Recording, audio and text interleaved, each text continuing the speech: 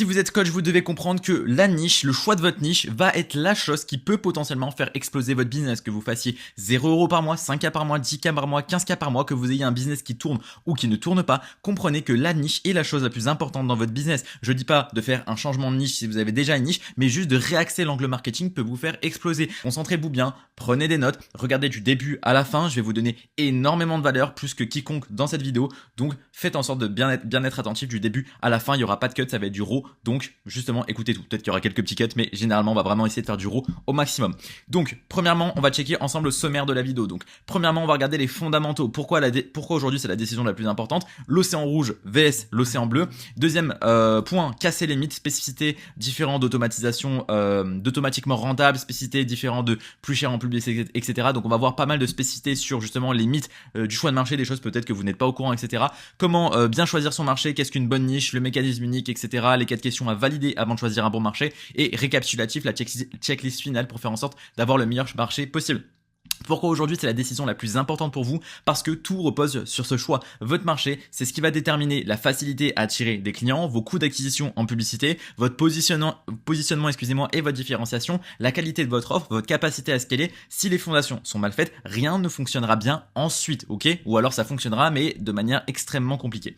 Changement d'angle égale résultat explosé. Les meilleurs résultats que j'ai vus des coachs sur des marchés saturés, des océans rouges, sont passés à des océans bleus en changeant simplement sur leur angle marketing, et du coup ils sont passés de quelqu'un qui était saturé dans un océan rouge avec finalement une offre en tant que telle qui devenait un objet brillant dans un océan bleu. Donc ça veut dire un océan vide, un océan bleu. Donc les résultats ont explosé. Pour ceux qui ne connaissent pas ce que c'est un océan rouge et un océan bleu, très facilement, l'océan rouge c'est quand c'est saturé, l'océan bleu c'est quand c'est pas saturé, et que du coup vous pouvez vous positionner comme une sorte de nouvelle opportunité, ok? Donc même si vous avez déjà des clients comme je l'ai expliqué, ce n'est pas parce que vous avez déjà quelque chose qui tourne que vous devez pas optimiser votre positionnement. Ça ne veut pas dire que vous êtes pigé sur quelque chose. Ça c'est aussi un peu le syndrome de la perte, je sais plus exactement comment ça s'appelle, mais vous tryhardez sur quelque chose pendant des années, des mois, etc. Vous avez mis énormément d'heures, des centaines d'heures, des milliers d'heures dans le projet, et du coup vous êtes attaché au truc de si je change ça, c'est un peu comme si tout ce que j'avais fait jusqu'à maintenant c'était genre dans le vide, alors qu'en vrai c'est pas le cas. Ça n'a servi à rien, et donc vous restez accroché à quelque chose entre guillemets qui va à l'encontre de votre croissance, ok? Donc justement aujourd'hui, l'une des choses les plus importantes, c'est réussir à prendre du recul sur votre activité et vous dire ok, juste en changeant un angle marketing, en analysant la situation, est-ce qu'il n'y a pas une opportunité à aller chercher sans forcément tout changer, mais juste en changeant quelque chose dans votre marketing, dans votre produit, etc. Donc océan rouge vs océan bleu. Un océan rouge égale un marché saturé, énormément de concurrence, difficile de se différencier, besoin d'être une référence établie, marketing coûteux, combat constant pour être visible. Exemple, coach sportif, perte de poids pour femmes. C'est ultra large et il y a énormément de personnes. Océan bleu égale un marché donc libre, moins saturé, peu ou pas de concurrence, facile de se différencier, d'être une référence, marketing moins coûteux. Vous êtes le spécialiste. Exemple, coach préparation physique pour joueurs de tennis vétérans depuis 40 ans. Voilà, c'est extrêmement spécifique. Est-ce que c'est une bonne niche ou pas? Faut l'analyser évidemment, là c'est un exemple, mais en tout cas c'est sûr qu'il y a plus de chances que ce soit un océan bleu que ici par exemple le coach sportif perte de poids pour femmes. C'est extrêmement large, il y a énormément de personnes dessus, etc. L'objectif, trouver ou créer un océan bleu. Soit vous trouvez une niche spécifique peu exploitée, ou soit vous créez une sous-niche dans un marché large grâce à un mécanisme unique. C'est ce qu'on va voir justement après. Vous pouvez soit trouver justement une niche finalement, coach préparation physique pour joueurs de tennis vétérans depuis 40 ans, ou alors justement créer un mécanisme unique, une façon de faire dans un marché qui est saturé pour vous différencier. Par exemple, nous, on arrive sur le marché des coachs.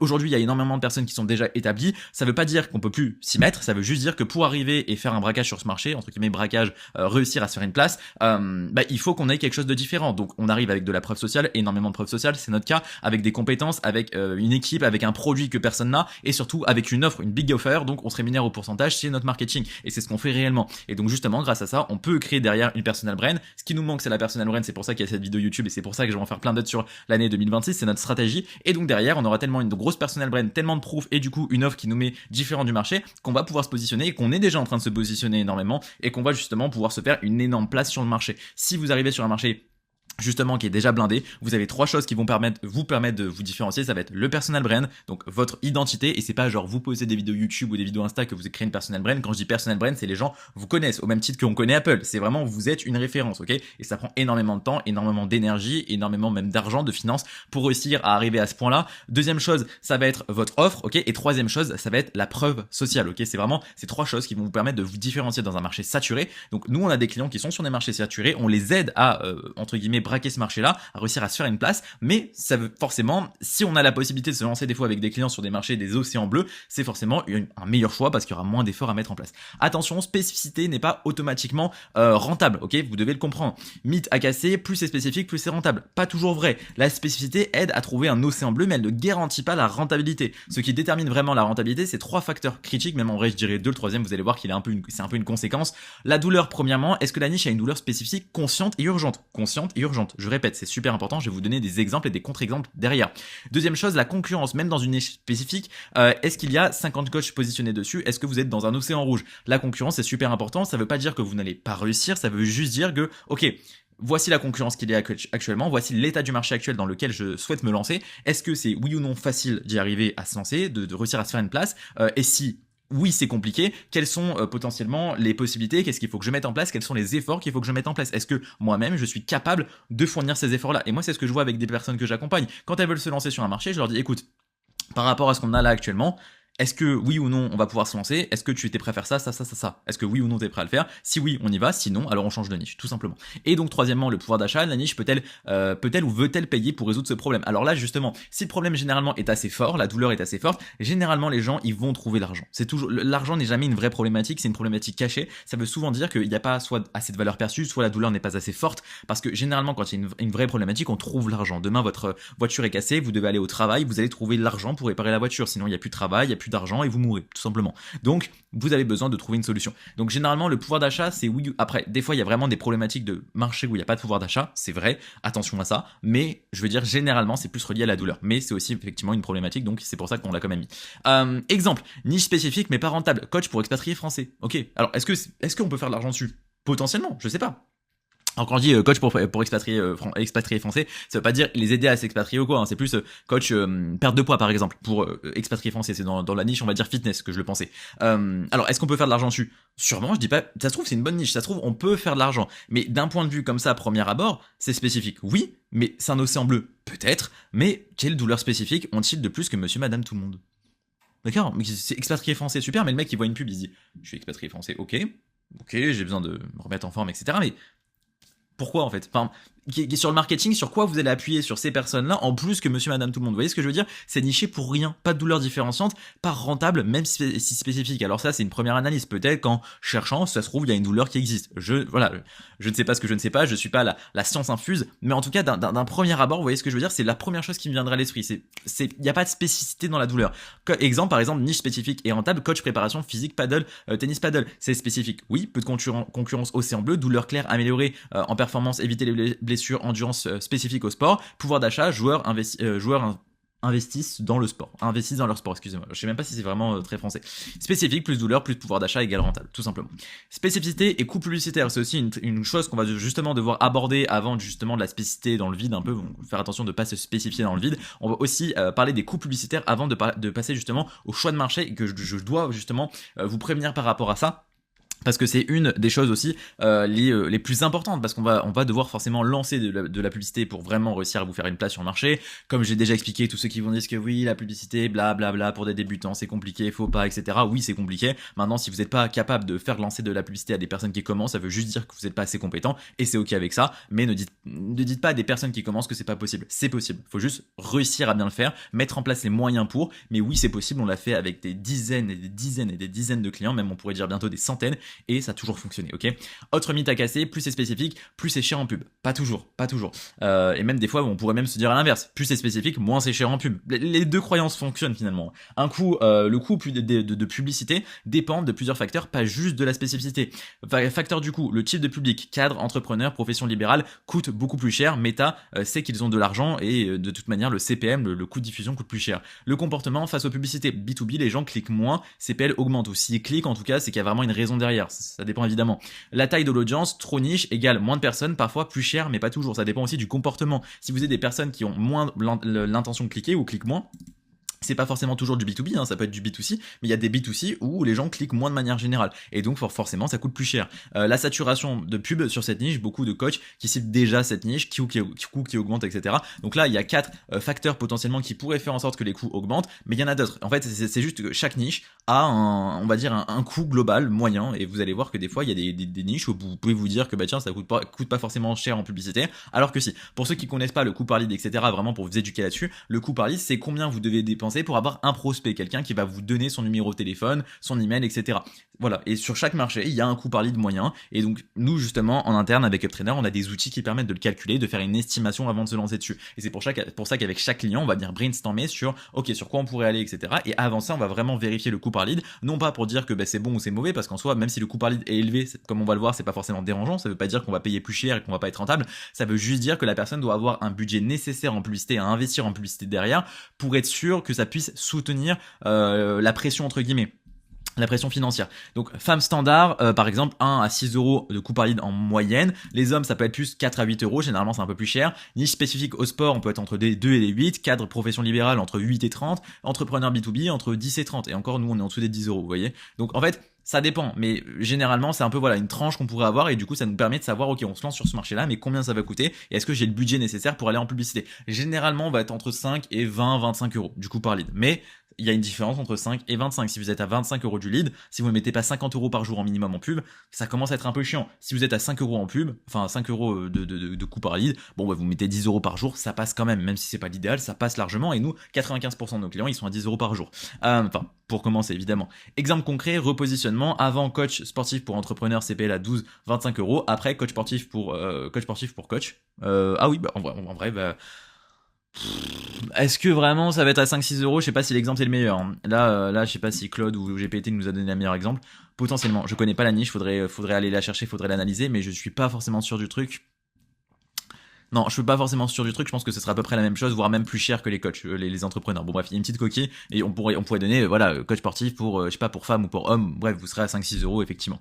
CPA divisé, nanana, ça veut pas dire qu'on fait x2 ou x3 sur le CA, c'est, même si c'est excellent, donc, un excellent signe si les leads sont qualifiés. Voilà, comme on va le voir, en fait, attention, c'est pas une vidéo sur la publicité, mais il faut pas chercher toujours à avoir le coût par lead le plus faible possible, et même c'est pas ce qu'on cherche à avoir le coût par lead qualifié le plus faible possible, et derrière on regarde surtout les coûts par appel, donc appel de closing, et les coûts d'acquisition, c'est ça le plus important. Ça c'est vraiment une première indication, le coût par lead, attention à ça, même s'il y aura des vidéos spécifiques sur la publicité qui vont arriver évidemment, sur le media buying, sur pas mal de choses, c'est déjà un premier appel, c'est attention, le coût par lead ne veut pas tout dire, ça veut juste dire déjà votre capacité, vous, à mettre de l'argent sur cette niche. C'est vraiment juste ça c'est sûr et certain, c'est-à-dire que il faut voir le coût par lead pour savoir combien de budget on va investir, parce que suivant le coût par lead, le budget sera pas forcément le même au minimum.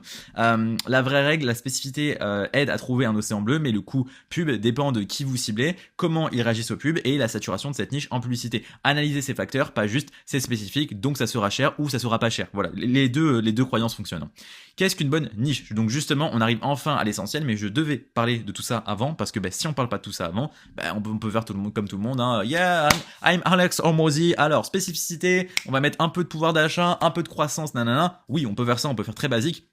Mais il faut aller chercher un peu plus loin que le bout de son nez. Nous, on a aujourd'hui énormément de résultats clients. Je pense que je prends pas trop de risques en disant que, en tout cas, même actuellement en termes d'incubateur, on aide des personnes à démarrer, à aller chercher les 5-10K par mois alors qu'ils démarrent vraiment de zéro. Même des personnes pour les scaler, mais c'est plus facile en vrai pour moi de scaler que de partir de zéro. Il y a vraiment beaucoup plus de barrières, etc.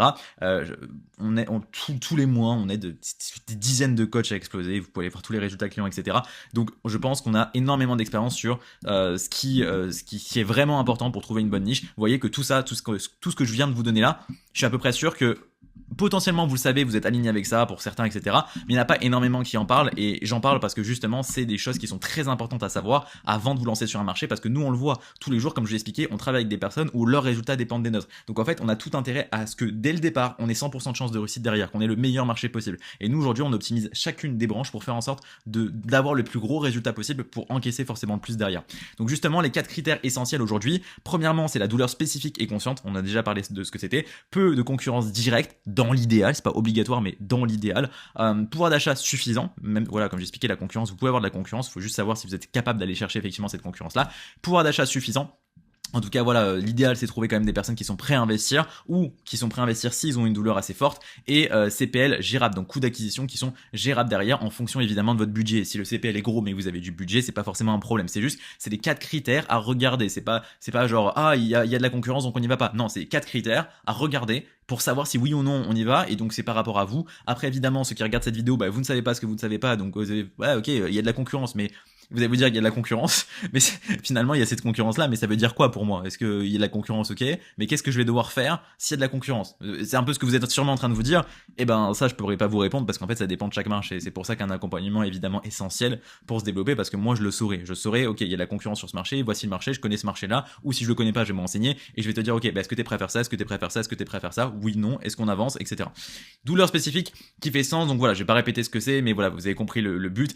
Question clé que vous pouvez vous poser justement, pourquoi cette niche a-t-elle cette douleur de façon différente de monsieur madame tout le monde? C'est vraiment une question que je pose à tous mes clients. Des fois ils me disent tiens je pourrais me lancer là-dessus, je vais dire ok super je comprends, déjà pourquoi les gens viendraient vers toi, et est-ce que tu résous vraiment une douleur qu'ils ont là actuellement? Souvent il y a des incohérences en fait, donc faites attention à ça, c'est l'une des choses les plus importantes. Et aussi dites-vous des fois pourquoi ils viendraient vers vous. C'est aussi de l'autorité, de la légitimité. Pourquoi ils viendraient vers moi? Des fois sur certaines niches on peut se poser la question, quelqu'un qui demain va aider les coachs à scaler, s'il a jamais aidé quelqu'un à le faire, s'il a jamais fait de publicité de sa vie, etc.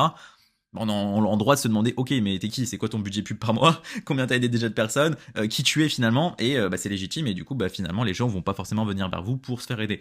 Test simple, si quelqu'un de cette niche lit votre pub, il doit se dire putain c'est exactement pour moi. C'est vraiment ce qu'il doit se dire, c'est je tombe dessus, je me dis ok c'est exactement fait pour moi, je veux justement en savoir plus. Bon, donc joueur de tennis vétéran nanana, vous avez compris toutes les douleurs qu'il pouvait y avoir. Moyen célibataire, perte de poids peut fonctionner si douleurs différentes, retrouver confiance pour séduire, angle émotionnel fort, se sentir désirable à nouveau, besoin d'un angle précis, sinon c'est juste perte de poids comme tout le monde. Et là ça fait vraiment sens, pour le coup ça c'est vraiment véridique. Mauvais cadre télétravail sans angle, problème, quelle douleur spécifique au télétravail, mal de dos, tout le monde a mal au dos, pas le temps, tout le monde n'a pas le temps.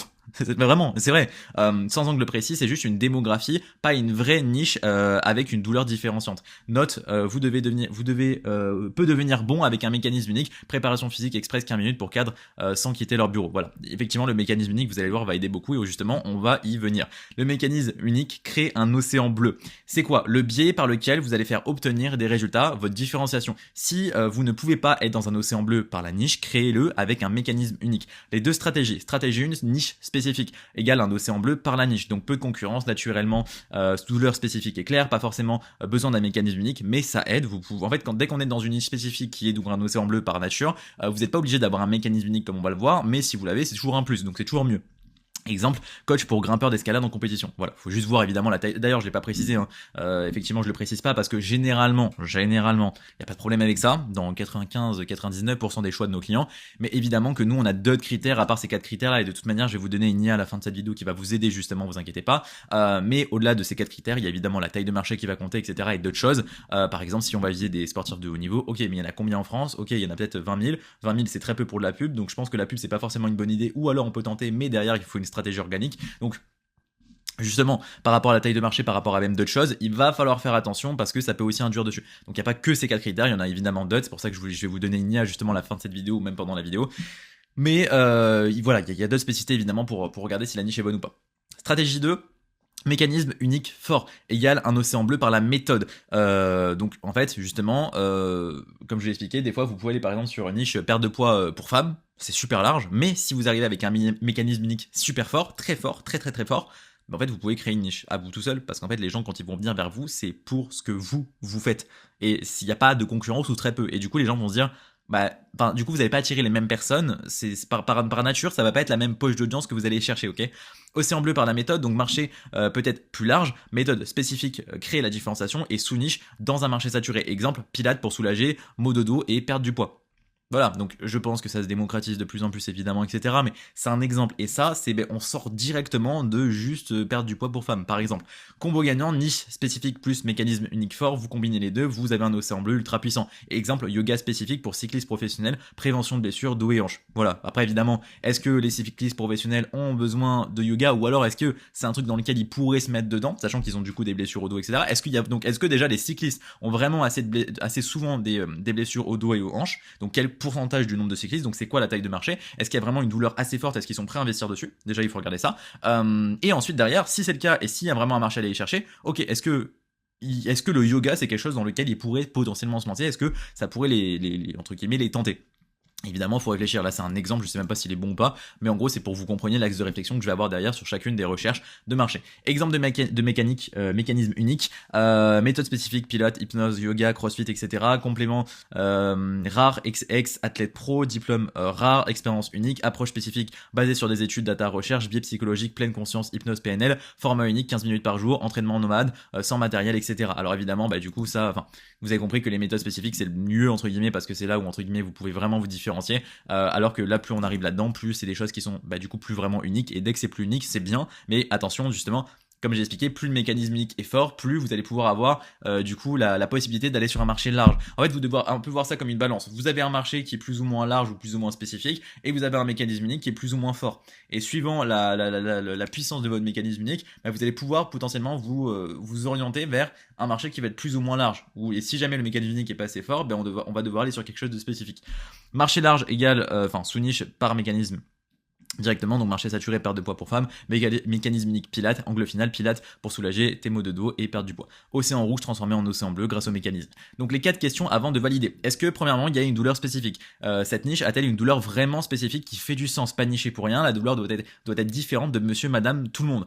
Question 2, pouvoir d'achat. Les gens sont-ils prêts à payer 1000 à 2000 euros pour résoudre ce problème-là? Est-ce qu'ils les ont, oui ou non? On s'en fout, parce que souvent quand on réfléchit par là, on va aller voir les CSP++, oui super, très bien, mais tu vas payer 15 euros par lead en publicité, tu vas cramer ton budget en 3 jours, et surtout ces personnes-là sont extrêmement dures à convaincre, etc. C'est plus B2B, c'est pas du B2C, c'est moins émotionnel, donc en plus de ça coûte plus cher et c'est plus compliqué à convertir. Donc est-ce que c'est une bonne idée? Pas forcément si tu commences. La douleur est-elle assez importante pour investir cette somme? Pouvoir d'achat, clarification, tout le monde n'a pas 1000 à 2000 euros. Faux comme objection, comme j'expliquais, environ 3% les ont sur leur compte et payent directement, mais beaucoup d'autres ne les ont pas actuellement. Mais si la douleur est forte, plus que vous créez de la confiance, ils trouvent un moyen, crédit, économie, paiement plusieurs fois, etc. Océan 3. Question 3, océan bleu. Suis-je dans un océan bleu ou rouge? Océan bleu, peu ou pas de concurrence directe, go. Océan rouge, beaucoup de concurrence, besoin d'un mécanisme unique fort. Et oui, on aurait besoin d'un mécanisme unique fort, ou comme j'ai expliqué, donc ça va être soit la personal brand, soit du coup l'offre, mais l'offre c'est le mécanisme unique, soit beaucoup de preuves sociales, mais la preuve sociale ça dépend, c'est-à-dire que preuve sociale oui, mais on doit comprendre cette preuve sociale et elle doit faire sens. C'est pas genre en mode j'ai aidé plus de 200 personnes, oui mais c'est pas suffisant. Quand je dis preuve sociale, c'est vraiment les gens, ça se relie un peu au personal brand, et on dit ok, la personne a vraiment énormément de proof et du coup de preuves sociales, et j'ai envie d'y aller. Question 4, CPL gérable, donc on parlait de gérable, est-ce que le CPL estimé de cette niche, quel est le CPL estimé de cette niche, est-ce que je peux le gérer avec mon budget, et du coup là voilà, je vous laisserai checker, mais voilà, on a déjà parlé d'à peu près du coup par lead. Récapitulatif, les points clés, objectif, trouver ou créer un océan bleu, spécificité, aider à trouver un océan bleu mais ne garantit pas la rentabilité seule, ce qui compte, douleur plus concurrence plus pouvoir d'achat, mécanisme unique permet de créer un océan bleu sur un marché saturé, et coût par lead dépend du public, pas forcément de la spécificité. La formule gagnante, checklist finale. Douleur spécifique qui fait du sens pour ce public, peu de concurrence directe, océan bleu, pouvoir d'achat suffisant 1000 à 2000 euros, CPL gérable avec votre budget, bonus, mécanisme unique pour créer, pour encore plus vous différencier, ok? Donc voilà, vous avez, on va dire, tout ce qu'il vous faut pour justement trouver la meilleure niche pour votre marché actuel, ou en tout cas pour vos spécificités, pour voilà ce que vous voulez lancer finalement. Je vous ai mis du coup dans la description de cette vidéo YouTube directement une IA qui va vous aider justement à trouver votre marché. Donc cliquez directement sur le lien, suivez les instructions qu'elle va vous demander des questions sur qui vous êtes, vos spécificités justement, est-ce que vous avez des spécificités ou pas, qui est-ce que potentiellement vous voulez viser. Elle va vous donner plein d'idées de niche, et donc là vous allez brainstormer avec elle, lui dire ok, ça j'aime bien, ça j'aime moins, avoir justement re-regarder cette vidéo pour comprendre est-ce que oui ou non ça s'aligne avec ce qu'on vient de dire, pour voir si effectivement oui ou non c'est une bonne niche, et derrière effectivement du coup vous allez pouvoir lui dire tiens j'aime ça, tiens modifie ça, tiens ajoute ça, etc. Et en fait au fur et à mesure de la discussion avec elle, vous allez pouvoir justement trouver une niche, la valider. Alors est-ce que ce sera une bonne niche, oui ou pas, je sais pas, parce que vous n'êtes pas encadré, vous n'êtes pas accompagné, donc pour ça je pourrais pas vous répondre, mais en tout cas du coup ça devrait vraiment vraiment vous aider sur la réflexion déjà de qu'est-ce qu'une bonne niche pour vous développer. Évidemment que l'IA va checker aussi d'autres choses comme la taille de marché, comme on va dire taille de marché, saturation de marché. Il y a aussi du coup la douleur, il y a la croissance du marché, mais globalement c'est toujours plutôt ok. On va dire c'est ces gros points là. Du coup il y aura aussi le budget, coût par lead, etc. Le coût par lead va se vérifier à la fin. Attention, ce sera la dernière étape parce qu'on peut pas faire une analyse de coût par lead sur plein de niches en même temps pour que la recherche soit logique en fait et bien faite. On le fait toujours à la fin, vous allez le voir. Donc c'est normal si au départ elle en parle pas. Ce sera un peu un Kinder Surprise à la fin. Donc voilà. Donc voilà, c'est des choses qu'on n'a pas abordées là mais qui seront directement dans l'IA. Vous avez juste à la suivre, il n'y aura pas de souci là-dessus, vous inquiétez pas. Donc voilà, je vous laisse faire joujou avec l'IA. Et pour ceux évidemment qui sont coachs et qui veulent se faire accompagner, etc., du coup, vous pouvez cliquer sur la première ligne de la description. Il y aura un petit lien justement qui vous amènera qui va vous amener vers notre page d'opt-in, notre VSL. Vous pourrez avoir une vidéo de 16 minutes qui vous explique comment on fonctionne, etc. Donc je le rappelle, on se rémunère au pourcentage, on vous aide à vous développer, etc. en tant que coach. Vous checkez la vidéo, de toute façon, il y a tout qui est expliqué dedans. Et si ça vous intéresse, vous pourrez réserver votre appel de candidature avec un membre de mon équipe. Voilà, c'était Steve, j'espère que cette vidéo vous aura plu, j'espère que ça vous aura aidé justement. N'hésitez pas si vous avez des questions à nous les envoyer directement sur Instagram et je vous souhaite à tous une très bonne journée, très bonne soirée, à très bientôt pour de nouvelles vidéos. Ciao ciao.